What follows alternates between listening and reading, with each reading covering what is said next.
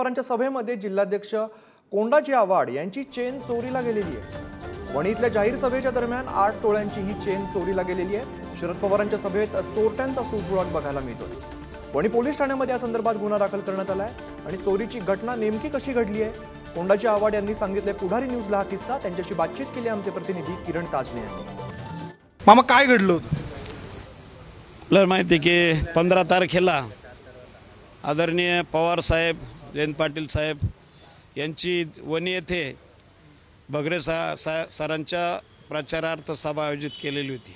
तो गर्दी खूप होती, प्रचंड गर्दी, सर्व पब्लिक सभा संपल्यामुळे बाहेर पडत होती आणि त्या गर्दीतून मी जात असताना त्या ठिकाणी काही मला वाटतं सराईत गुन्हेगार असावे ते त्या ठिकाणी आलेले होते।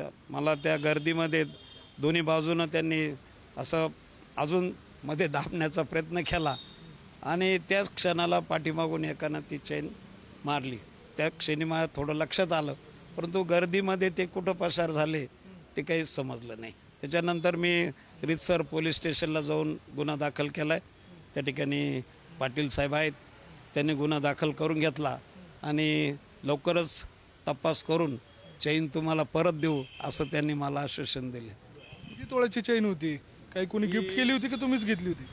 नाही, ती बऱ्याच वेळेस ती वाढत ती 8 तोळ्याची चेन होती। काय अपेक्षा आहे आपल्याला पोलिसांकडून? मला वाटतं त्यांनी मला शब्द दिल्याप्रमाणे जर त्यांनी मनापासून तपास केला तर चेन सापडेल असं। व्हिडिओ जर्नलिस्ट जयेश साबळेसह किरण ताजने, पुढारी न्यूज, नाशिक।